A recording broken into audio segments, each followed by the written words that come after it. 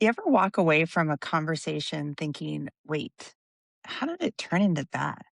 Like it started normal, simple, neutral, and somehow you're defending yourself, explaining yourself, or just completely drained. 1 minute, everything is great. You're laughing, you're bonding, you're besties. And then out of nowhere, suddenly you're the villain. You're the reason that their life is falling apart. You're just like everyone else. And the weird part is, it's not just once, it's every interaction with that person. There's always tension, always something wrong, always something to react to. And there's actually a name for people who do this consistently: high conflict people. Welcome to FuggaBRAT. I'm Shelby Fox, and today we're doing a deep dive into one of the most exhausting, confusing, and destructive types of people you will ever encounter: high conflict people, or HCPs. This isn't just about someone having a bad day. This is about a pattern of behavior that can ruin your career, your family, and even your sanity if you don't know what you're looking at. We're going to break it down into who, what, why, where, when, and how. We're talking warning signs, the scripts they use to hook you, and how to build a fortress around your peace. And because we're all about growth here at FuggaBRAT, we're also going to look in the mirror. I've got a simple test to see if you might be the one stirring the pot, and the tools you'll need to change if you are.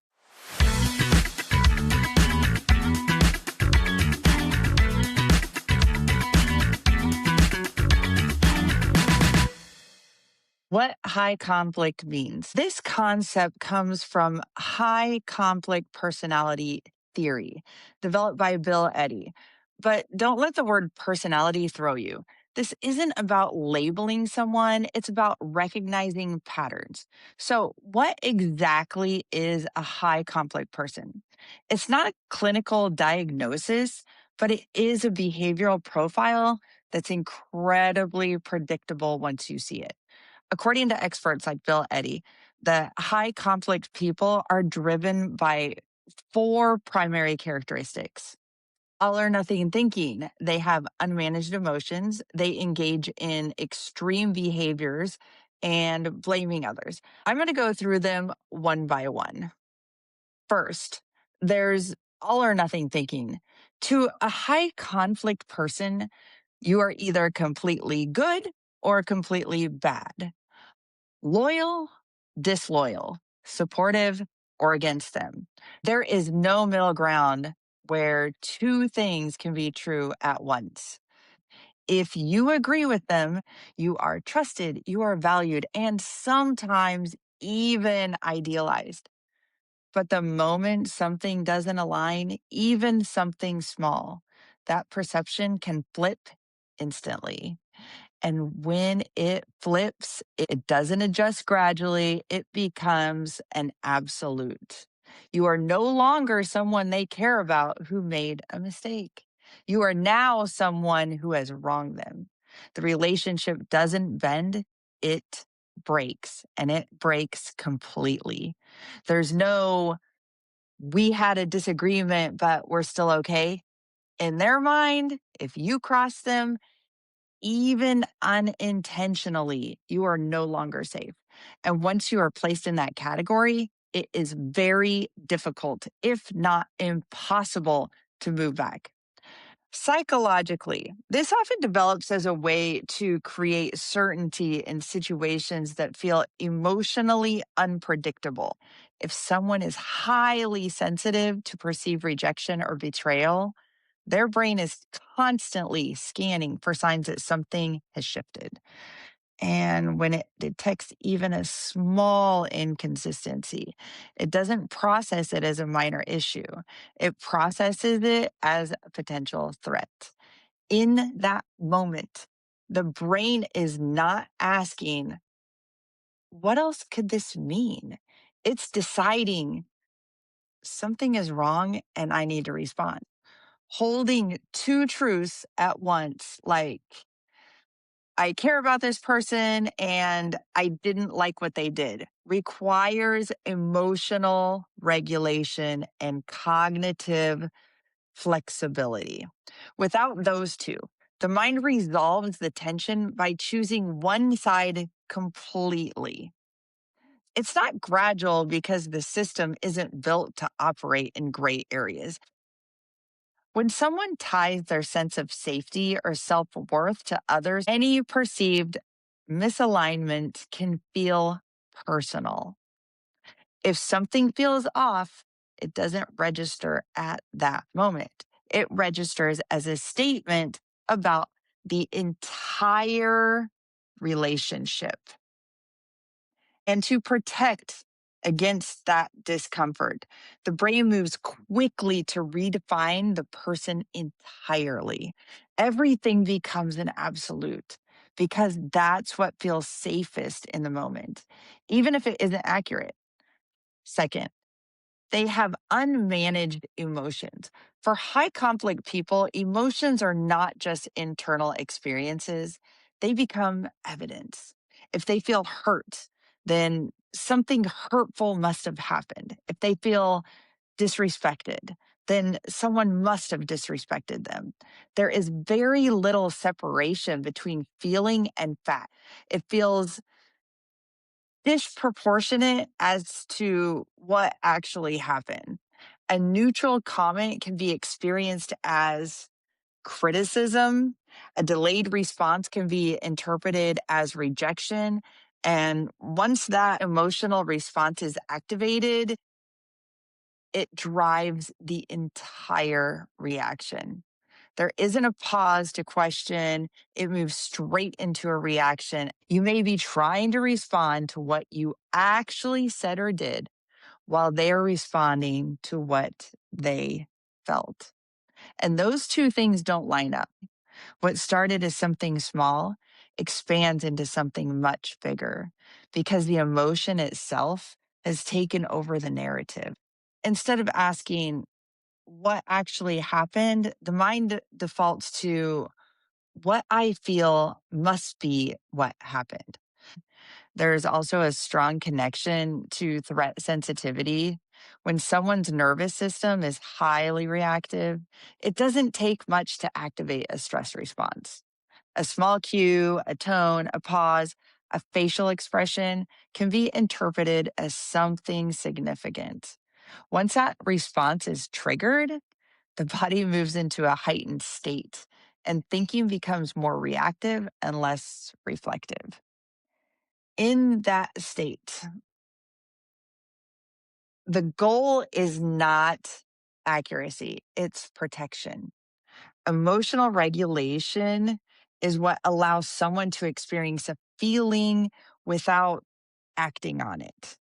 That pause, the emotion moves straight into behavior. There's no moment to question it, soften it, or put it into some context. It becomes immediate and it becomes outward. When emotions are intense, it becomes harder to hold the possibility that there may be another explanation. The focus narrows and the internal experience becomes the only reference point, nothing else. That's why attempts to clarify or explain don't land because the emotional conclusion has already been reached. The challenge is that when emotions are treated as facts, they don't get examined. Third, they engage in extreme behaviors. When emotions are intense and there's little regulation, behavior often follows that same intensity. High conflict people don't just react, they escalate. What begins as a disagreement can quickly turn into raised voices, personal attacks, or statements meant to hurt rather than resolve. No moment where they pause and think, this is getting out of hand. Instead, the reaction continues to build. That can look like yelling, name calling, bringing up past issues, or expanding the conflict far beyond the original situation. In some cases, it goes even further, spreading rumors involving other people or making threats in an attempt to regain control of the situation. What began as a small issue can quickly turn into something that affects multiple areas of your life. And all because there was no internal limit to this reaction. There's also a concept in psychology called escalation of commitment, where once someone is emotionally invested in a reaction, they continue to build on it rather than to step back. Admitting that the reaction has gone too far would require self reflection and self regulation, which are already limited in the moment. So instead of slowing down, the behavior intensifies. Another factor is the need to regain a sense of control. When someone feels emotionally overwhelmed, they may try to reestablish control externally. That can show up through volume, raising their voices, dominance, or pulling others into the situation. By escalating, they shift the dynamic from feeling powerless internally to appearing powerful externally. Internal boundaries are what signal this is enough or I need to stop. Without those, there's no natural endpoint to the reaction. The behavior continues until something external interrupts it rather than being self regulated. Over time, this pattern can be reinforced. If escalating behavior leads to others backing down or apologizing or trying to fix a situation, it unintentionally teaches that escalation works. That reinforcement makes it more likely to happen again and again and again in future interactions. Fourth, blaming others. This is one of the most consistent and defining patterns. Responsibility is almost always external. When something goes wrong, the focus is not on what they contributed to, it's on who caused it. There is very little, if any, ownership of the behavior. Instead, actions are explained as reactions to someone else. It's not, I shouldn't have said that. It becomes, you made me say that. It's not, I handled that poorly. It becomes, I wouldn't have acted that way if you didn't do what you did. Blame becomes the way the situation is organized. And once blame is assigned, it reinforces a belief that they are not the problem. They are the one being affected by the problem. Other people's actions, tone, or choices become their explanation for their reactions. This keeps the focus outward and removes the need for self examination. Shifting blame becomes a way to avoid it, unfortunately. It protects their self image by redirecting the problem onto somebody else. Over time, this pattern becomes self reinforcing. If blame is consistently placed on others, there's no opportunity to reflect, to learn, to change. The same types of conflicts repeat over and over and over, but the conclusion stays the same. The problem is always external.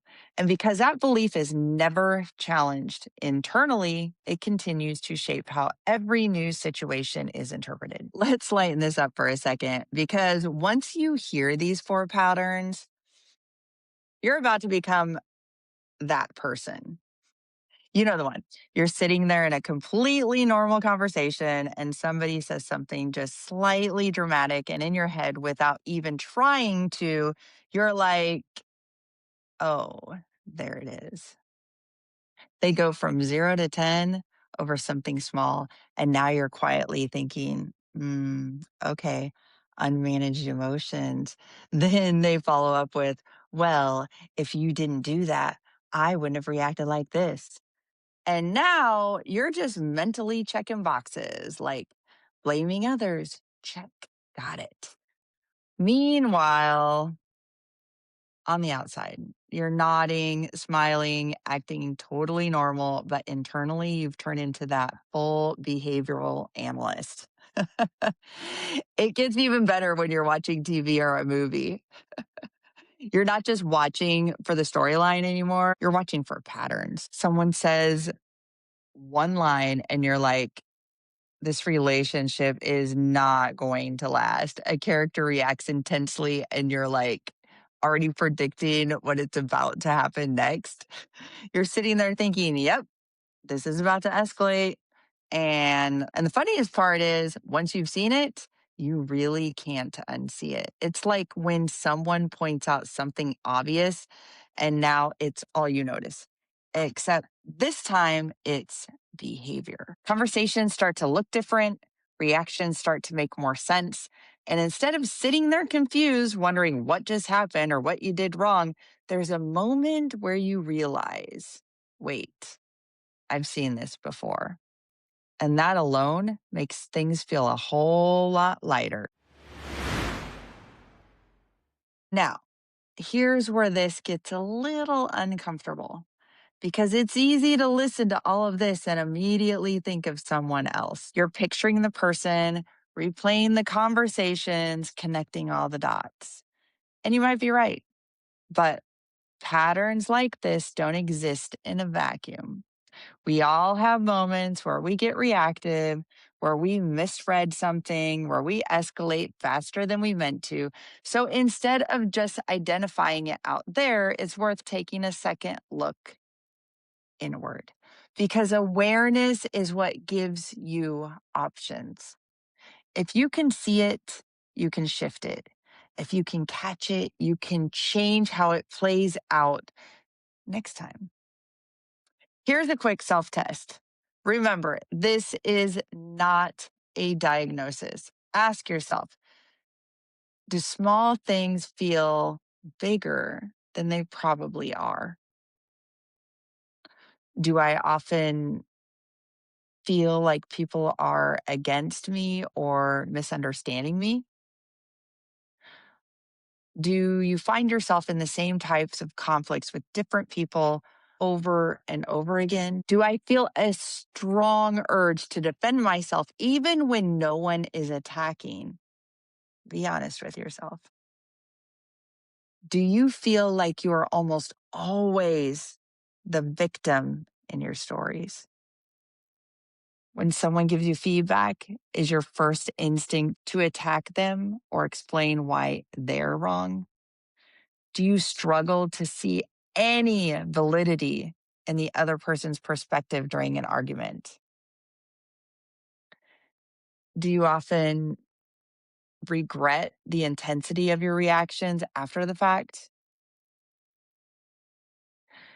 If you answered yes to more than a couple of these, you might have some high conflict tendencies.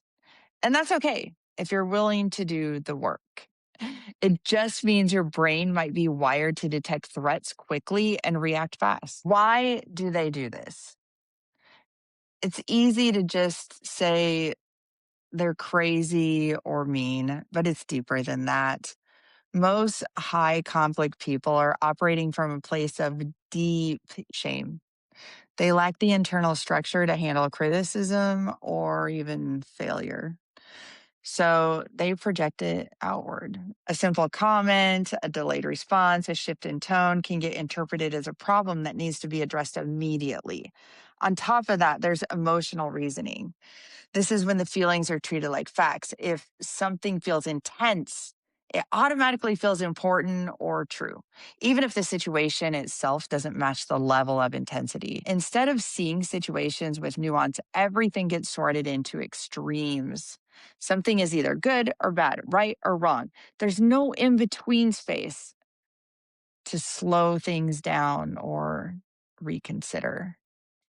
A lot of this can be shaped by past experiences. If someone grew up in an environment that felt unpredictable or unstable, their brain may have learned to react quickly as a way to stay protected. That pattern can carry forward even when the situation doesn't actually require that level of response.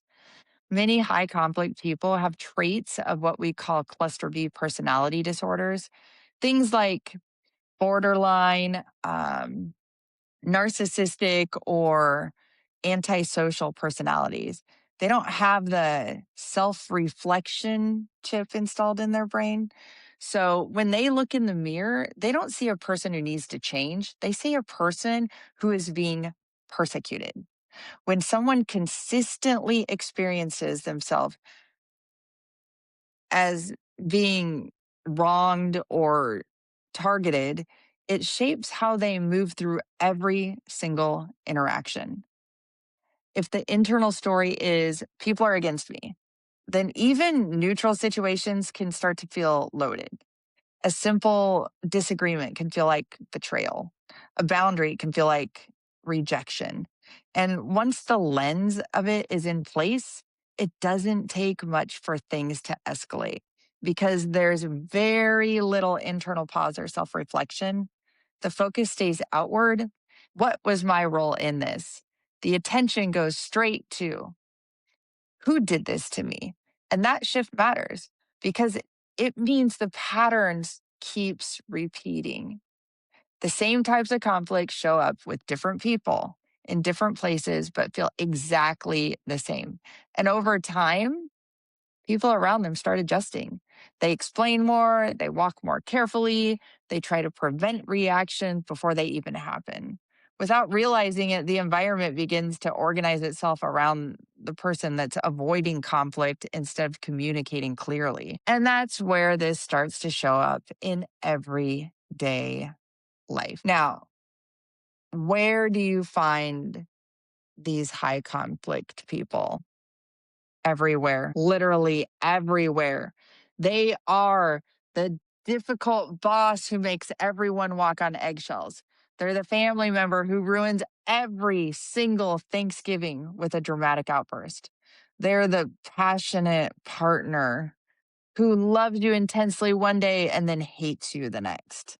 They thrive in environments where they can exert control, where people are too polite to even call them out. This doesn't only show up in obvious arguments or big confrontations. It often appears in smaller everyday moments that are easy to overlook at first.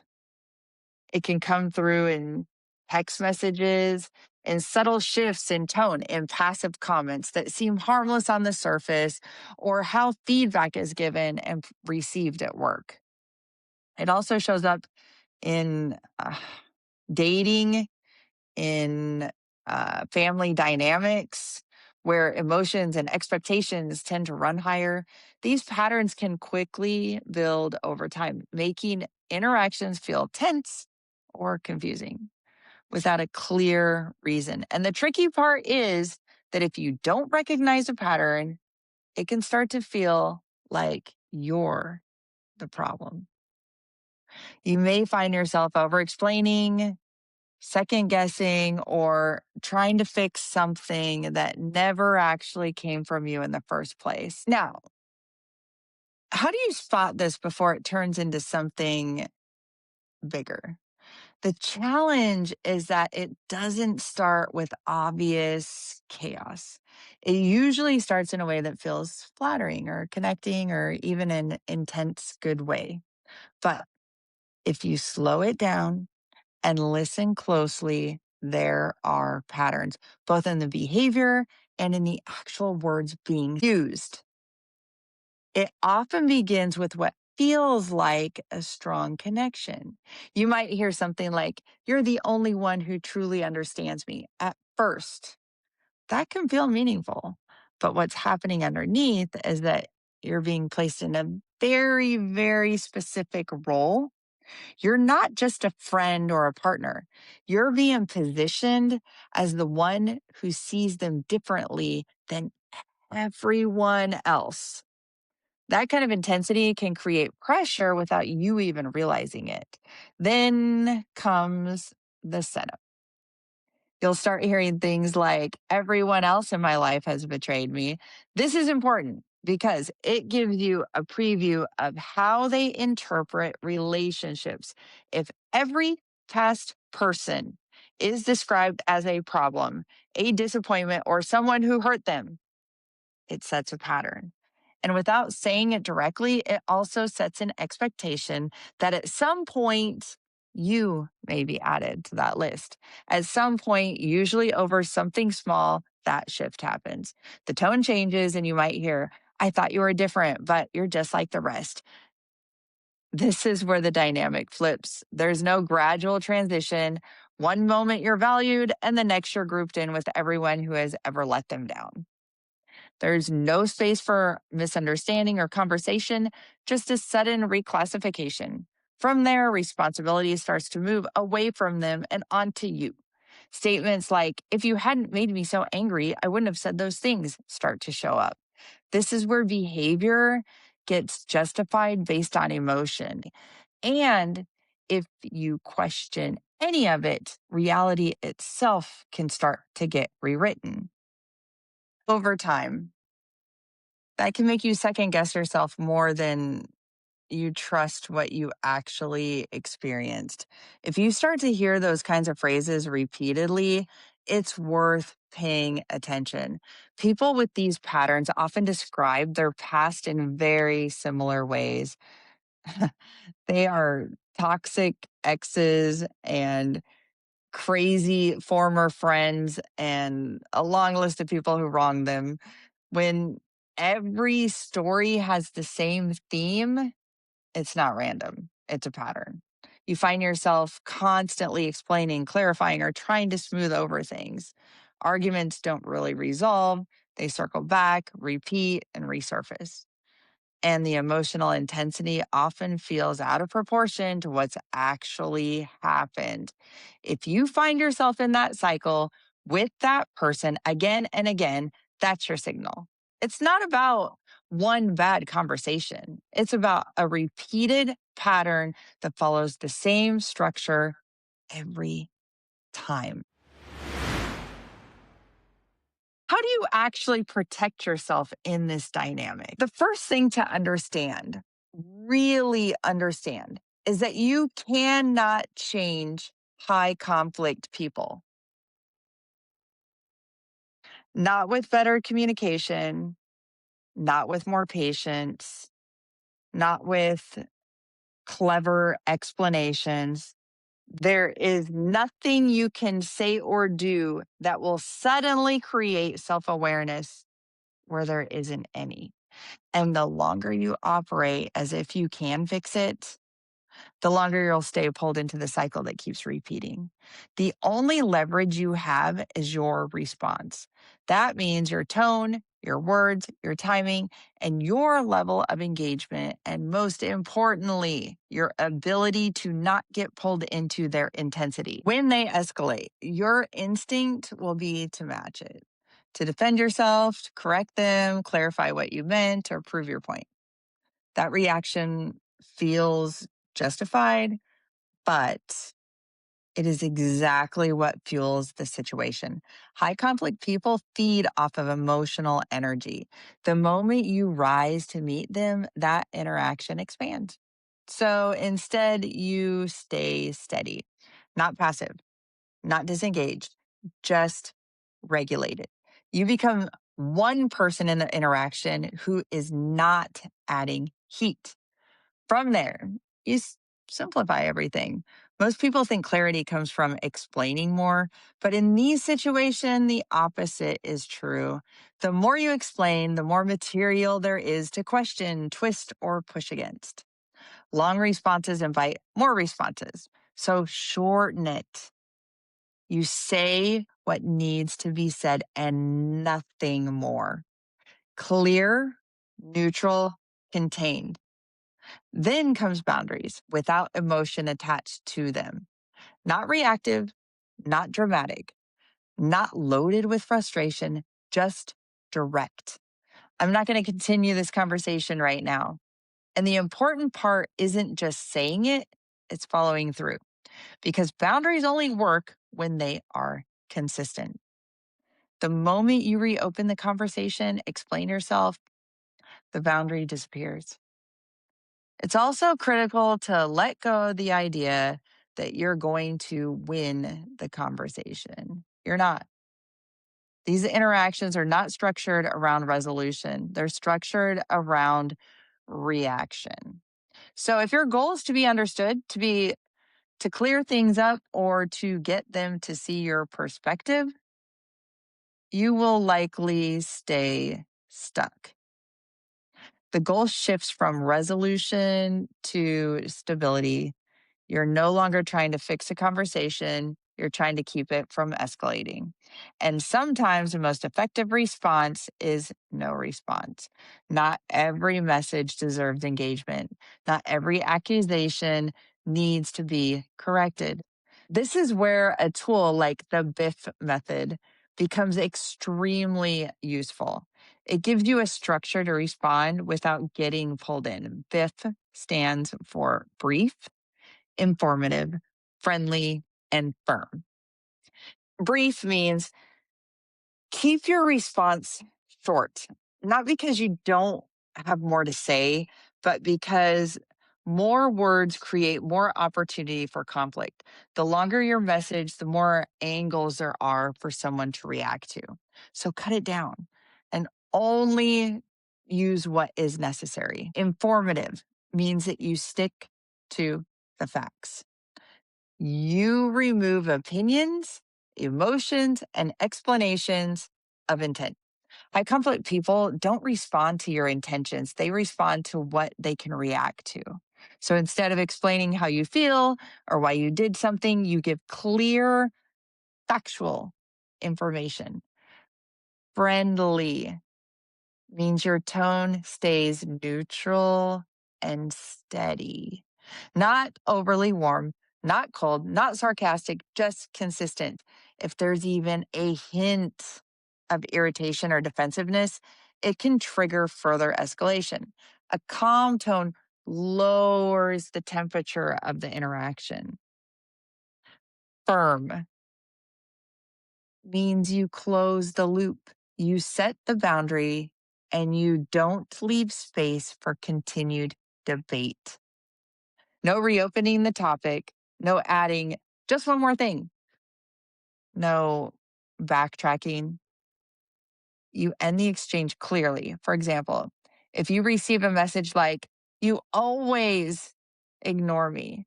I can't believe you didn't respond. This is exactly why I don't trust you."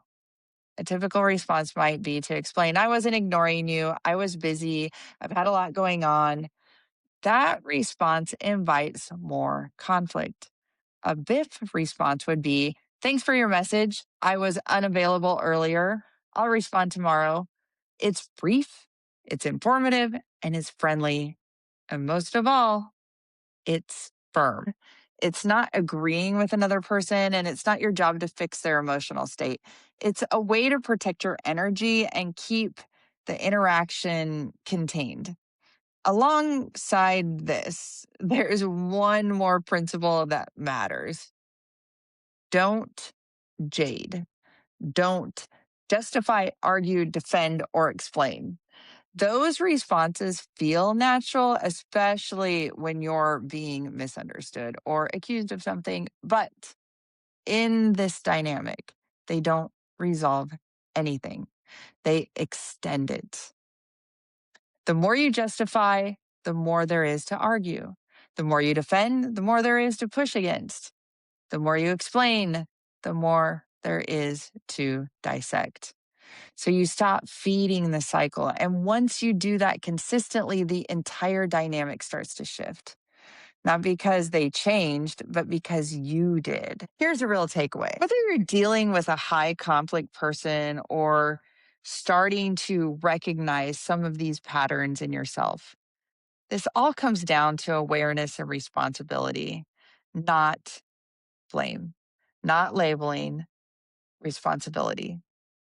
If you're dealing with a high conflict person, the most important thing to understand is this: stop thinking that if you just say it the right way, at the right time, with the right tone, that the situation will resolve.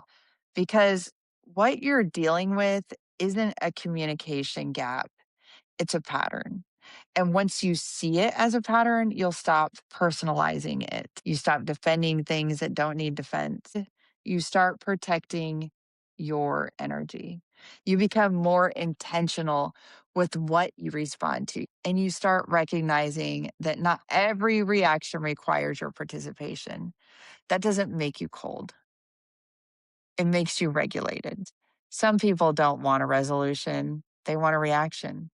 And if you keep giving that reaction, the cycle just continues. When you remove that emotional access, the dynamic changes. You don't have to fight it, you just stop feeding it.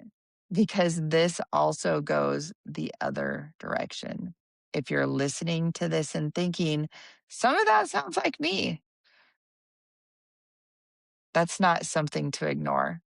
That's something to work with, because these patterns don't come from nowhere. They come from learned responses, from environments where reacting quickly felt necessary, from moments that were being misunderstood or felt overwhelming, from times where emotions were intense and there wasn't a clear way to regulate them. And if that's the case, the goal isn't to judge yourself. The goal is to build awareness around how you respond, to notice when something small starts to feel big, to catch that moment where you're about to react instead of respond, to recognize when you're assigning attention, and most importantly, to create a pause.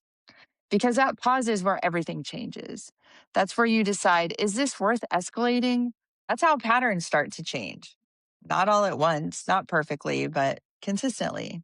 Because whether you're on the receiving end of a high conflict behavior or you're just recognizing it in yourself, the outcome is the same. It disrupts connection, it drains energy, and it creates cycles that repeat. And those cycles only break when someone decides to step out of them. So the question becomes, are you going to keep reacting or are you going to start responding? Because once you see the pattern, you have a choice. And that choice is where your power is. Once you start recognizing this pattern, it changes how you see everything. Conversations that used to confuse you start to make more sense. Reactions that felt personal begin to feel predictable. And once you see it clearly, you don't unsee it. And more importantly, you stop taking everything on as if it was about you. Not every reaction you receive is a reflection of something that you did wrong. Not every emotional response is something you caused. Sometimes you didn't walk into a problem, you walked into a pattern that was already there. And that awareness gives you something most people don't realize they have, which is space. Space to pause before reacting, space to decide what you engage in and what you don't, space to recognize when something isn't yours to carry. Because you don't have to attend every argument that you're invited to. You don't have to prove your intentions over and over again. You don't have to shrink yourself, over explain yourself, or exhaust yourself trying to stabilize someone else's reactions. And you definitely don't have to set yourself on fire just to keep someone else warm. You get to choose how you show up. You get to choose how you participate in it, and you get to decide what stays in your life and what doesn't. Taking your peace back isn't about controlling other people, it's about becoming clear on where you begin and where someone else ends.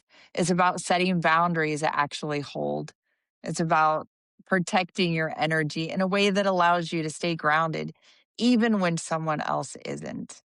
You feel more steady. more certain, less reactive. You stop getting pulled into cycles that were never yours to begin with. So you take your peace back, you set boundaries, and remember, you are the CEO of your own energy. That's our deep dive for today. Thanks for listening. I'm Shelby Fox, and remember, where you are is where it's at.